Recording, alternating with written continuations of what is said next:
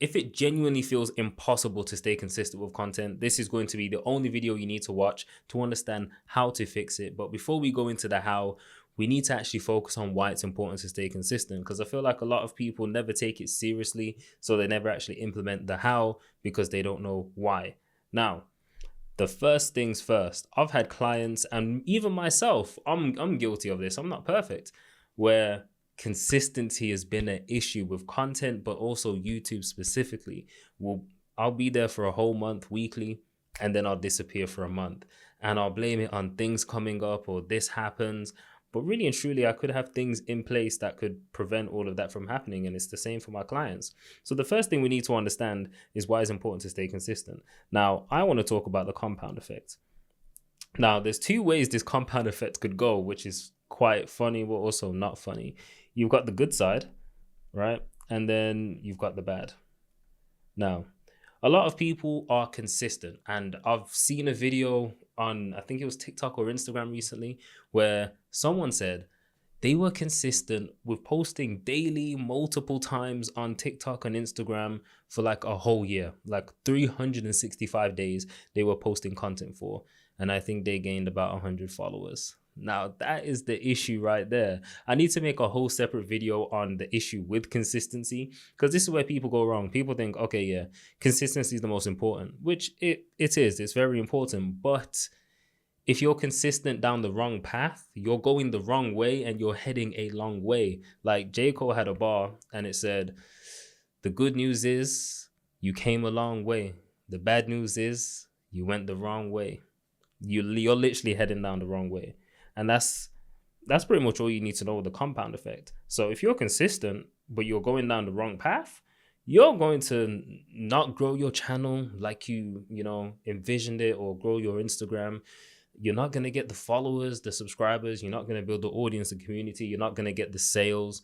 You're not going to get the clients. You're not going to get everything that you desired because you're literally going down the wrong path. Or worse, you could potentially build your following, but if you're a coach, consultant, business owner, you're more likely posting content because you want clients. But you could build a following that doesn't actually want to buy, but because you are consistent with going down the wrong path, you've now built a following that don't actually want to buy your product, which is, me personally, I think that's equally as bad as not building a following after being consistent. Or you actually go down the right path. And you go down the right path and you're consistent, and you're seeing the consistent growth and the compounding. Like one day you may be gaining a subscriber a day, next week it's 2 subscribers a week. Sorry. And you might think, oh, that's not a lot, but if you compound that, by the end of the year you're gaining 300 subs every single day. I'll take that as that's a massive W. That's a massive win. So you need to look at it as there's a bad side to consistency and the compounding, and there's a good side to consistency and compounding. Now, if we head into the second one, which is show up and just be in their face, essentially. And the reason this is important is I realized you could be consistent and you'll notice you'll start seeing people comment on your stuff. You'll notice that you'll get a certain amount of viewership within the first hour, 3 hours, or whatever it is. But then if you don't post for a month and then you post a video, you're probably not going to get the same viewership in the same 3 hours. It's going to drop significantly. Plus, if you're not actually in people's faces, like there's so much content online now, especially with AI, you're going to be forgotten about. Like unless you have a huge library of videos already that people can just go back and watch, not being there consistently and recently, they'll just forget about you. And like there's recency bias. So like I know for most people, you're in a competitive niche. You don't show up for 3 months. Someone that was probably going to buy from you next week doesn't buy because they found someone else that does the same thing that you do and they've been showing up. It's little things like that. And the third reason you need to stay consistent, it's a great feedback loop, like literally. And that's the issue with the guy that I seen on TikTok. If you're posting and you're seeing something is not working, especially if you're consistent for a whole 3 months, that's a big period, by the way, to be consistent with a strategy that isn't yielding any results. Like if you're consistent for 3 months and you don't even gain a few subscribers or get some sort of viewership or see something positive, just see a positive outcome, whether that's views, subscribers, sales. If you don't see any of that, there's probably something wrong and something needs to be tweaked or changed, which is why if you're consistent, you'd notice that there's some sort of feedback loop. Like you'd be like, okay, cool. I posted like this type of content. They're not resonating with that. My audience isn't liking that. That's like every time I post that type of video, it's 10 out of 10. Maybe I shouldn't post that video, or maybe I should try doing something different within that video that's going to allow a better result. And it's the same with your development of the channel, etc., etc. If you notice something is not working, that's the reason you're staying consistent, so you can have the faster feedback loop. And it's also the reason that people want to post more than once per week on YouTube, because you'll get more feedback faster, you'll see what's working faster. And if you're a small channel, I would 100% recommend posting multiple times per week. I'll say go for 2. Anytime you go for more than 2, that's when it just gets difficult, honestly. Difficult to maintain. Now, the fix. First things first. Okay. First things first is the level of effort that you're putting into your content. And the reason why people go wrong, and I see it all the time, whether it's YouTube or short form, is I always draw this graph, right? Imagine at the top you have high effort. And then at the top you have low effort. Majority of people, they do this. I'm going to come into the game. I'm going to kill this shit. I'm going to do this. I'm going to do that. And they start with the highest possible. They're like, yep, let's script my videos. Let's thoroughly plan my videos. Let's heavily edit my videos. So they're doing the most, like maximum output that they're capable of in terms of idea, editing, scripting, and I guess filming. They do the most in all of these categories. And once you do the most in editing, coming up with your ideas, scripting and filming, it's going to get draining. And once it gets draining, the issue is most people end up saying something along the lines of, yeah, I just need to maintain this for another 3 weeks and then, I'm going to blow up. But then what? Let's say you do blow up using this strategy, right? And you don't burn out. You blow up before you burn out. What are you going to do once you've blown up? Is that going to just give you another wave of motivation to keep making that type of video? What happens 6 months from now? You're either going to be burnt the hell out where you don't even want to make content anymore, or you probably never even got to the place where you blew up, so you just stopped posting for like the last 5 months. And I see it all the time.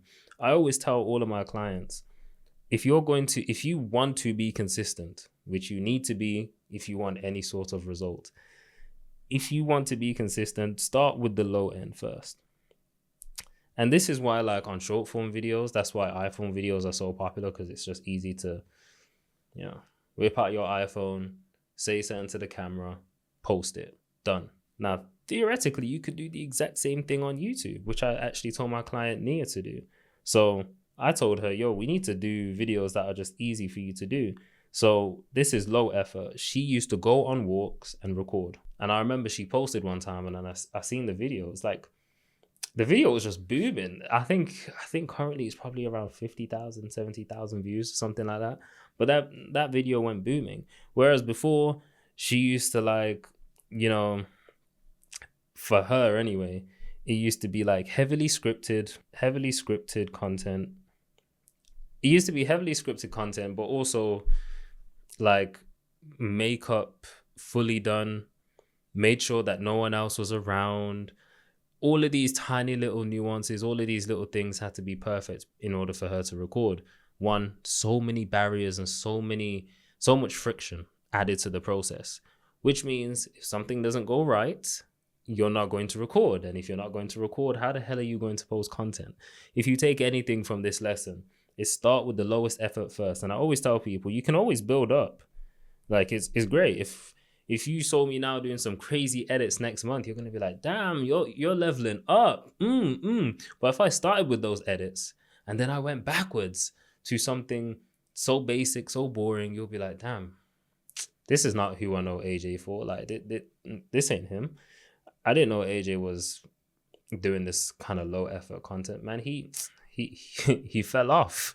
You know what I'm trying to say? Whereas it's almost like bringing your price down versus up. If you see someone that's priced something at 1,000 and now they brought it down to 100, you're going to be like, something's wrong with that.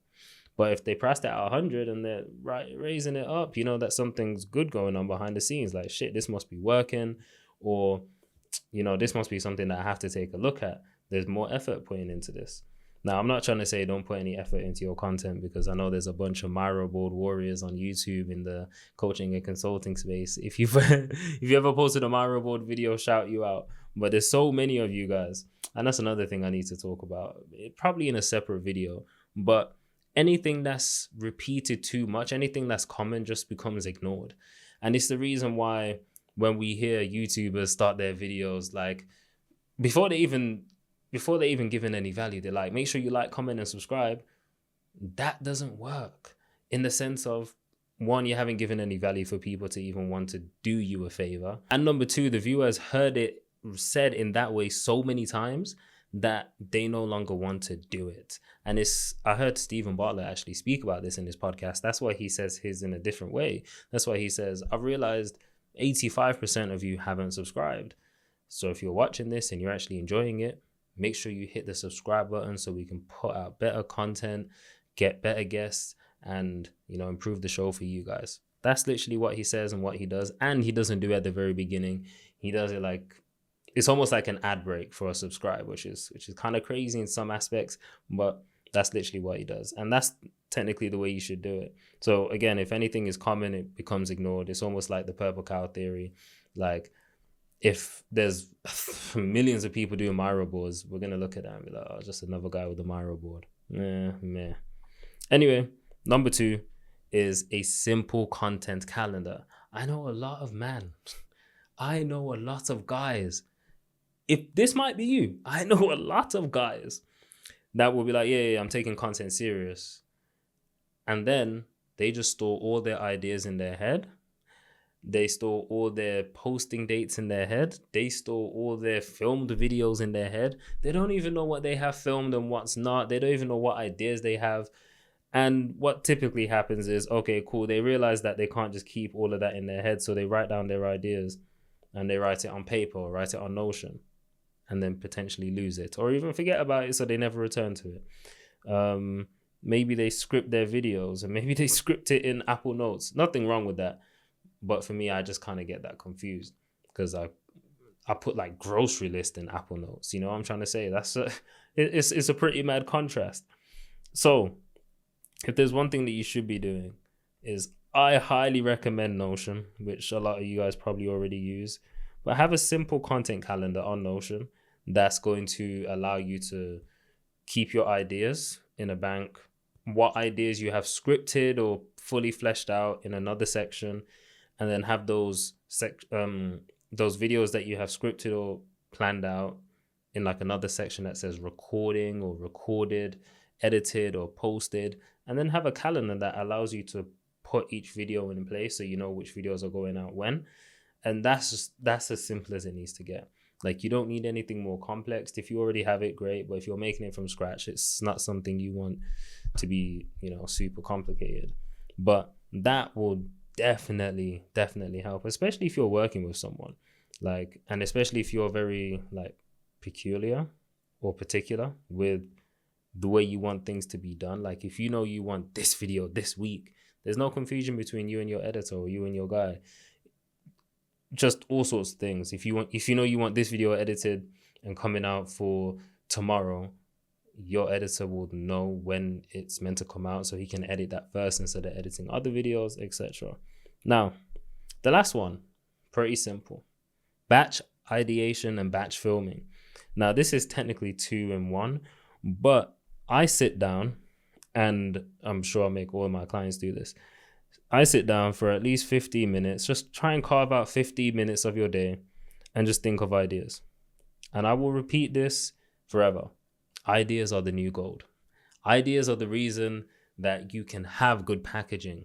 A good idea will naturally lead to good packaging, and good packaging will lead to people clicking on the video, and a good idea and a good concept is engaging enough and causes enough curiosity and emotion in someone to actually make them want to watch the video, which is why you will see people post YouTube videos or post content without any edits, and they will get views. This is why you will see people post short form videos without any captions, and they will get views. I'm not saying that you shouldn't edit or you shouldn't post with captions and stuff like that.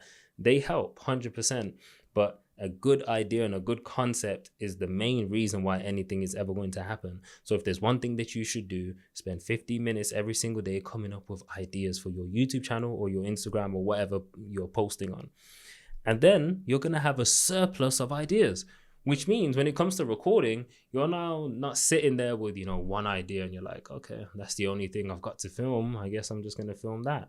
Instead, you're going to be like, oh shit, I got 40 ideas. So what you're going to do is you're going to narrow down the top 5, and then you're going to narrow down the top 3. Then you're going to pick one of the top 3, fully flesh that idea out with bullet points, and maybe you script out your intro, and then you can record. It's literally as simple as that. Again, if you don't have a good idea, everything else just becomes harder.